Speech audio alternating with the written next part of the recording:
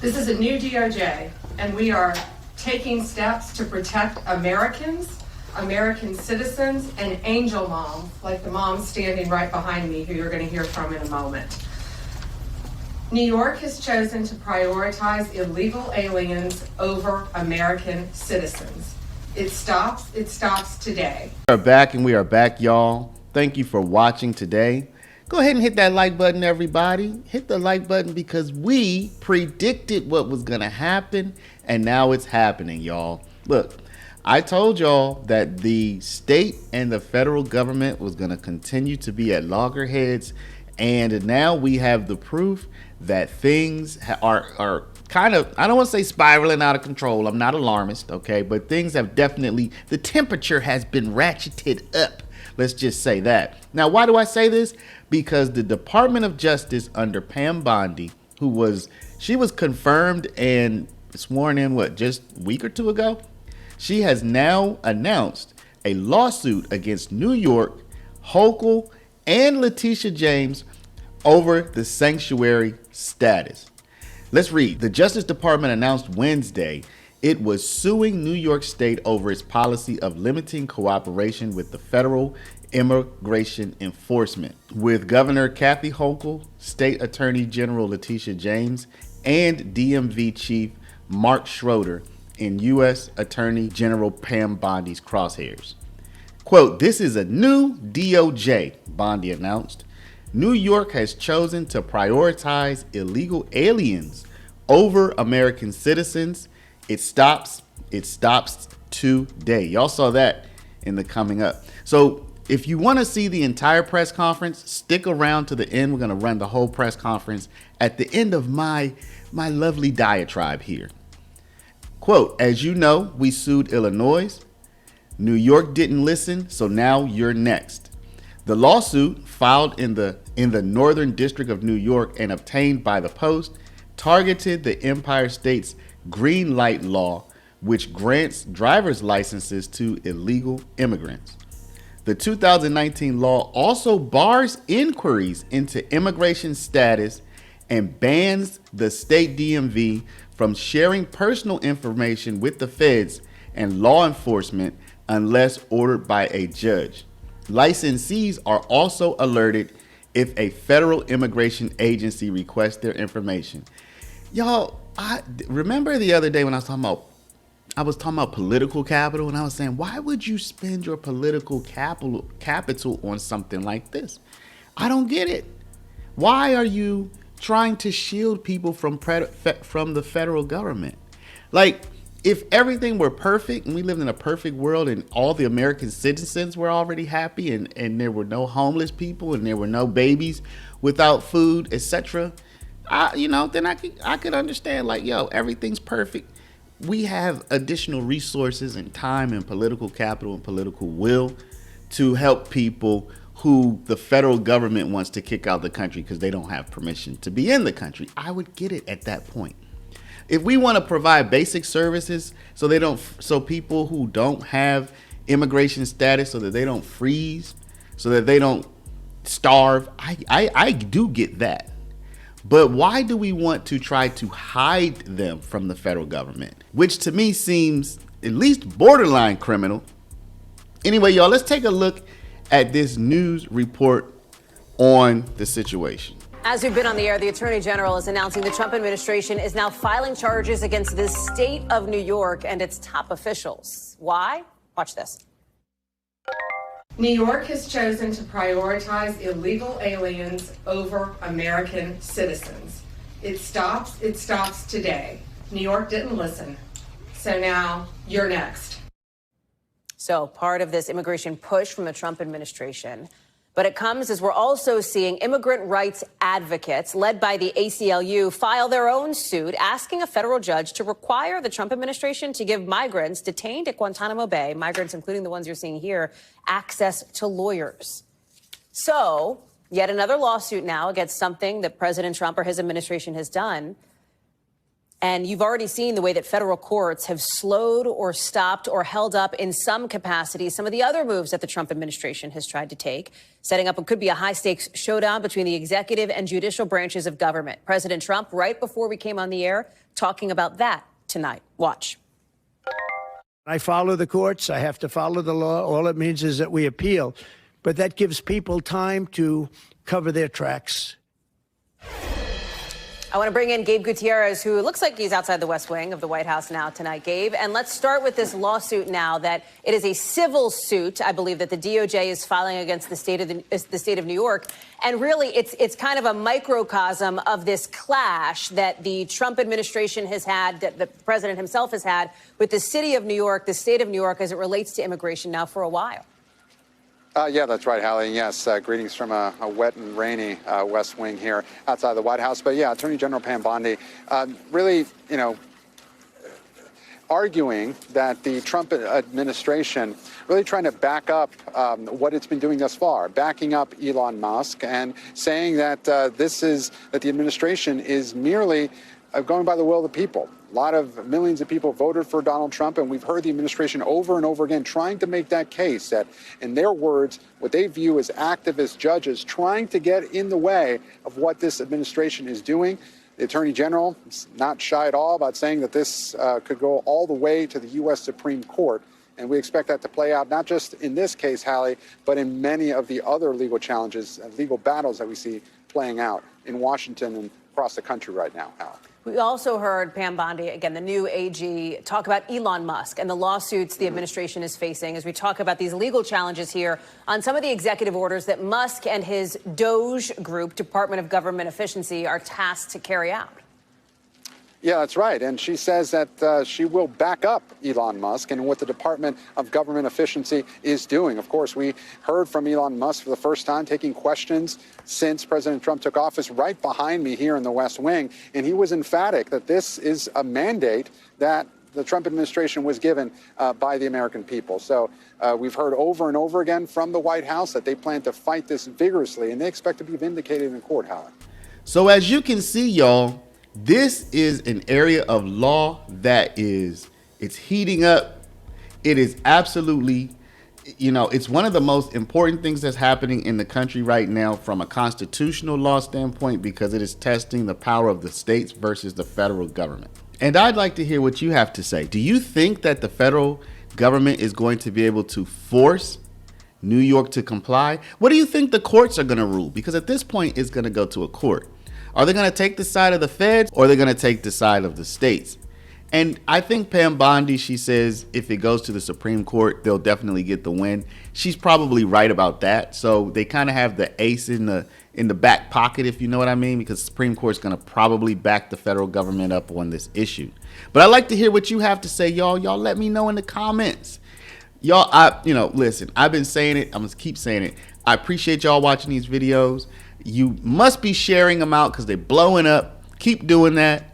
Hit the subscribe button if you're not subscribed. Definitely hit the like if you haven't already. I know you have, but just if you forgot, go ahead and do it. And we're going to flow right into the full press conference so you can see exactly what Pam Bondi had to say. Thank y'all for watching. Love y'all, and stick around for that.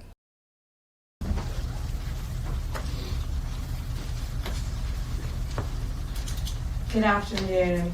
I'm sorry we were a little bit late. I was in the West Wing swearing in Tulsi Gabbard, and so I just came straight back here. So thanks for being patient with us with the delay. We're here today because we have filed charges against the state of New York. We have filed charges against Kathy Hochul. We have filed charges against Letitia James and Mark Schroeder, who is with DMV. This is a new DOJ, and we are taking steps to protect Americans, American citizens, and angel moms, like the mom standing right behind me, who you're going to hear from in a moment. New York has chosen to prioritize illegal aliens over American citizens. It stops today. As you know, we sued Illinois, and New York didn't listen. So now you're next. Millions of illegal aliens with violent records have flooded into our communities, bringing violence and deadly drugs with them. With me today, I'm so proud to be joined by Tammy Nobles. Tammy is an angel mom. Her beautiful daughter, Kayla Hamilton, was murdered by an MS-13 member in 2022. Kayla had just turned 20 years old, and she was raped and murdered by someone who should not have been in our country. Yet, he was released, flown to Maryland, where he committed this violent murder. I just want you to hear from Tammy. Tammy represents not only herself and her family, but all of the great angel moms around this country who have suffered because of what the Biden administration did, and it is over. Thank you for having me here today and being able to share Kayla's story.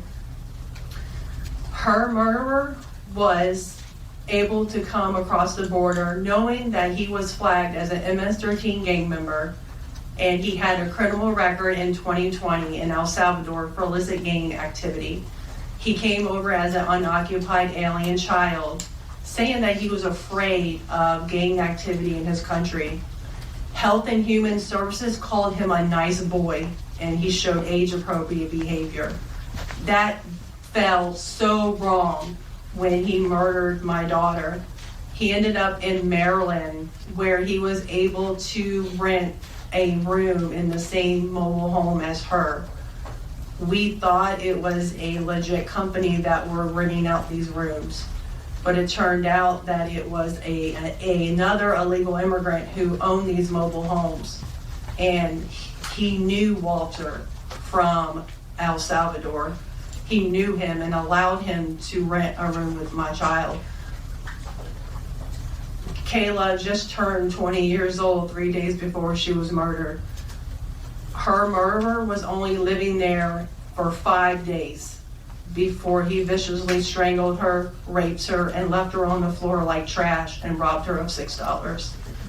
I have been sharing her story for over 2.5 years to bring change, because this should have not have ever happened to Kayla, and it shouldn't be happening to other families being hurt by the border.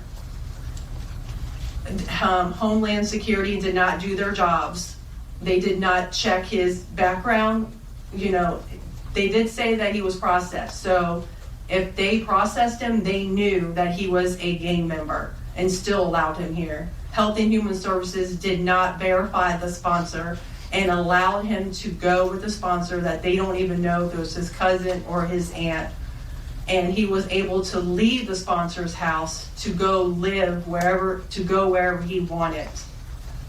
And I am going to continue sharing Kayla's story to help save others and to bring awareness of what was happening under the Biden-Harris administration. And I'm so thankful for Pam having me here today. And I'm so thankful for the opportunities I got from Trump and any other platform, people who allowed me to share her story, because this is going to end.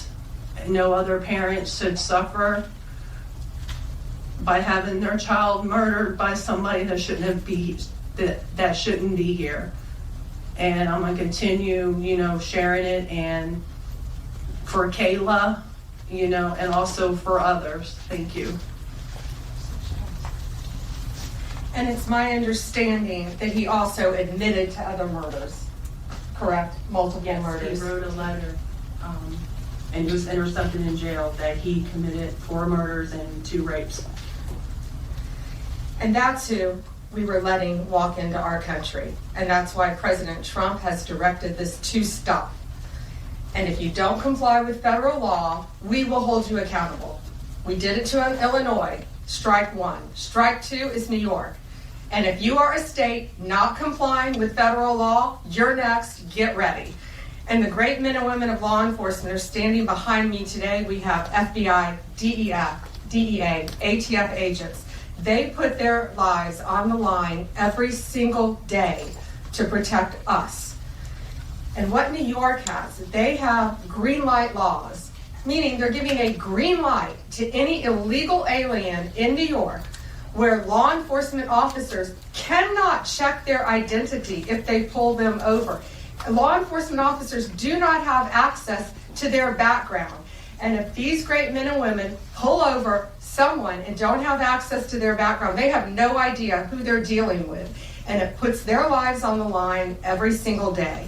Violent criminals, gang members, drug traffickers, human smugglers will no longer terrorize the American people. And that is why we are here today. You will be held accountable if you do not follow federal law. It's over, it ends, and we're coming after you. Questions? We have time for a few questions. David Spott with Fox News. Madam Attorney General, thank you and welcome to the Justice Department. Thank you. I have a quick on-topic and a quick off-topic Sure. question. On-topic, in your executive order or in your orders on the first day you were here, you talked about working with the Justice Department or these sanctuary cities, as you say, will be Yes. punished. Today you're putting people on notice. Right now we're just lawsuits. Is this going to go further? What kind of punishment are we talking about? Is there any grounds to charge individuals, charge politicians? How far is this going to go?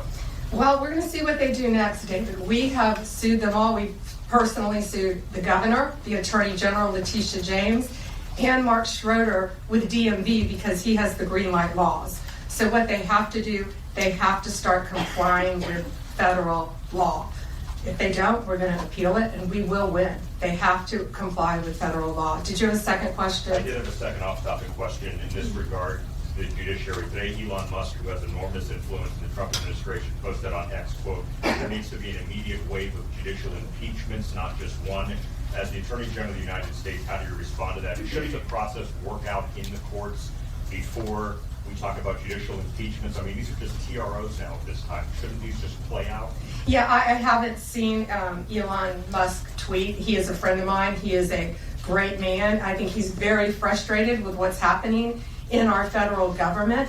You know, at USAID alone, they're giving out billions of dollars that should not be distributed. We're going to back him up. You know, we work our whole lives in this country and we all pay taxes in this country. And for people to find out that $2 million is going to Guatemala for sex changes is outrageous. And we're going to back up Elon Musk every way we can. That includes lawsuits against these people who are doing that, and we will be successful. Do you have concerns about judicial impeachments? That's not going to happen now. We're going to look at everything. We're going to follow the law right now. We're going to follow the process. These are federal judges with lifetime appointments, but they will be struck down ultimately by the Supreme Court of the United States if the appellate courts don't follow the law as well. Alana Richard, VAB. Hi. Nice to see you. I also have an on-topic and an off-topic. Sure. First of all, can you just briefly walk us through what the legal claims are you're making in this lawsuit? Yeah, absolutely. So the green light laws are that this is what the green light law says. It's a green light to illegal immigration, which says they can comply. That law is unconstitutional. They can't do that. And what they've done is they have a tip-off provision that requires New York's DMV commissioner to promptly inform any illegal alien when a federal immigration agency has requested their information. So think about the men and women in law enforcement behind me. That's basically, that's not basic, it's tipping off an illegal alien and it's unconstitutional. And that's why we filed this lawsuit. And that's why we charge Mark Schroeder too, because he runs DMV. Oh, I'm sorry, you had a second question. Yeah, my off-topic question, I wanted to ask about Mayor Eric Yes. Adams' case. As of at least a few moments ago, SDNY still has not dropped that case. Have you or other DOJ leadership spoken to the acting U.S. attorney in SDNY since the memo was sent earlier this week? And what will you do if she refuses to drop the case? I have not spoken to her. I know our acting DAG, Emil Bove, has spoken to her, and Chad Mizell may have spoken to her, but that case should be dropped. It was done at the directive of Emil, so that case should be dropped. I did not know that it had not been dropped yet, but I will certainly look into that. Reagan, Daily Caller. Hi, how are you?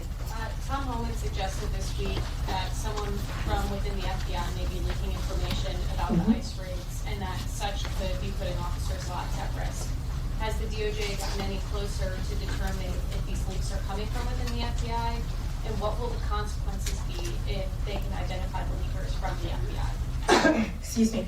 Well, first, I can't talk about anything that is ongoing, and that is ongoing. And it's really for the similar reasons of what I said earlier. The great men and women in law enforcement standing behind me today, they must be protected. And anytime anyone leaks or tips off anything regarding a pending investigation, that jeopardizes lives. You're telling a bad guy what's about to happen.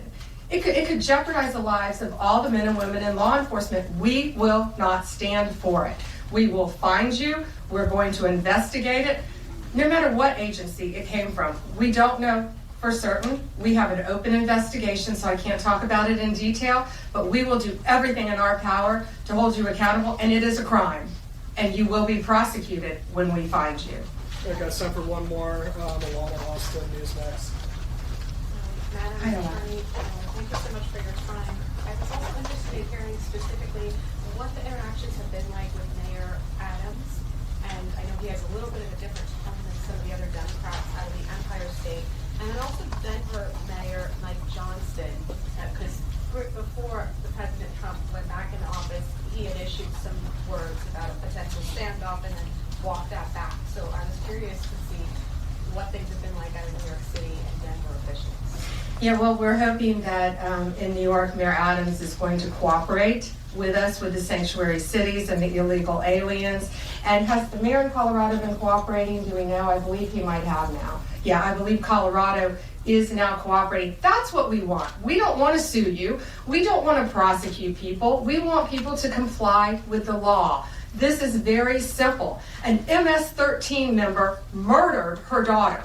That's happening throughout this country. We have one angel mom is too many. And we have angel moms throughout this country who should not be going through this. Comply with the law. This is the last thing we want to be doing. We want to be out there, all of us, fighting violent crime. Yet we're fighting illegal aliens, and that ends, and it's going to end today.